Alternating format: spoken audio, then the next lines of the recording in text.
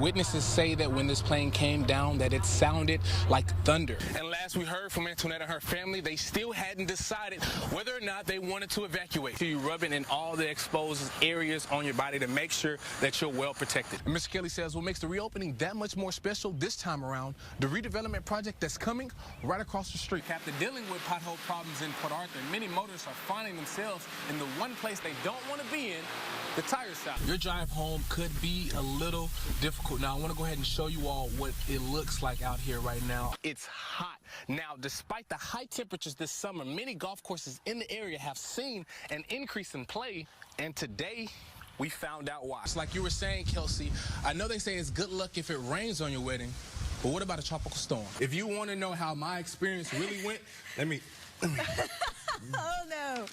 Oh, my gosh. Oh, yeah, I got candy for days. I'm just going to dive in. Dive in, baby. Tell me Throw so much candy. But since we've been here in a short time, we've even made up a tent. Right, guys? Yeah. Right, guys? All right, what we got? I don't know what we're going to do at this point, if we, going to evacuate or if we're going to stay. Antoinette Charles was here with her 2 children when Barry came barreling down Iberia Parish. It was real scary because from a house this big, like, it started rocking, and the kids was like, what's happening? And even though Tropical Storm Barry has now passed through Louisiana, people who live here are left to deal with the after effects. Within a matter of hours or two, like, all this water just rushed in. out of all the floods that we had, it never did this much raining before.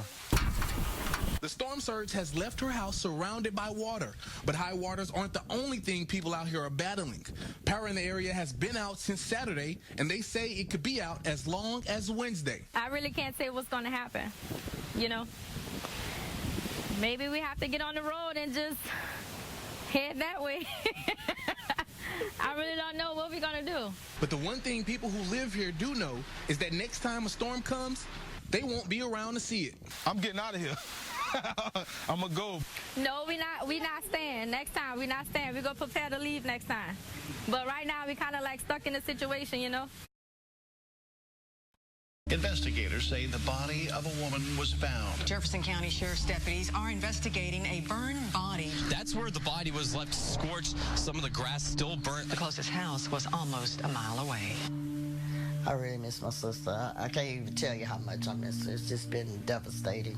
A death this family is still struggling to understand. A lot of times I cry myself to sleep, and it still hurts. It hurts even more because we don't know who done it or why.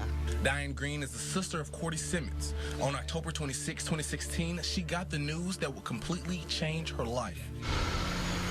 Someone was preparing to turn on Old Sarah Lake Road when they saw what they thought was a mannequin that had been set on fire.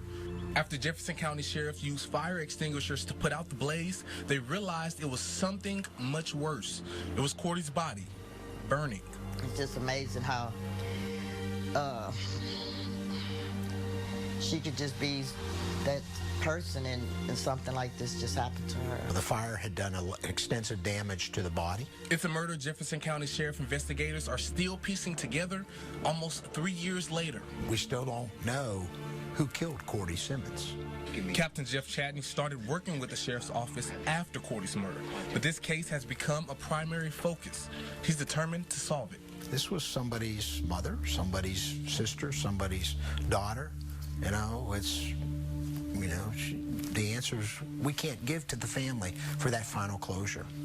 And, they really need that. They desperately need that to go on with their lives.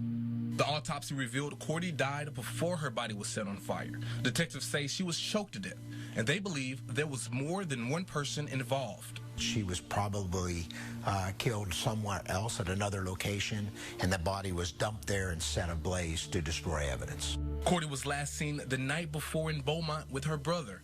Her sister Diane, who was working at the time, wishes there was more she could have done to help. I used to know everything she done, everywhere she went, and who she was with and who she was hanging with. But I started working, and she started drifting away, and I just don't know. I just don't know who she was hanging with. Today, this cross sits on Old Sour Lake Road as a reminder of what happened to Cordy that day. She was 49 when her life was taken away from her. She was a mom and a grandmother. Diane says all she wants is for investigators to find the people responsible for killing her best friend. That's the day I live to see. I'm waiting, trusting God, because I believe that they are going to find them, you know, and I say them because she was a fighter.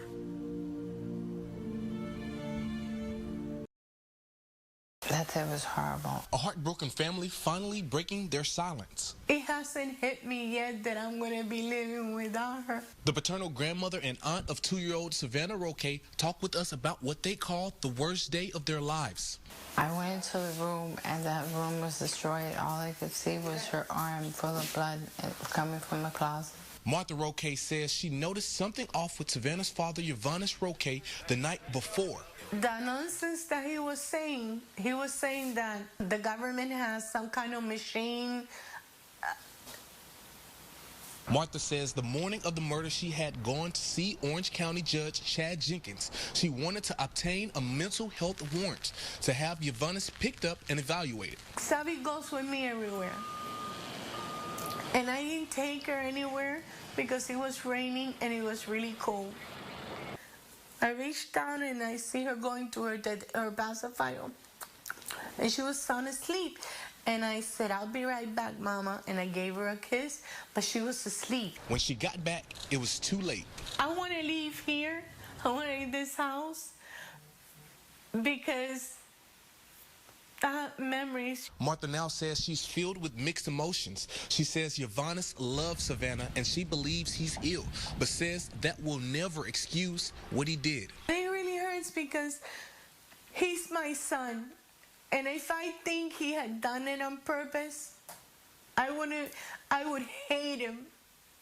But I can't because I know he loved his daughter.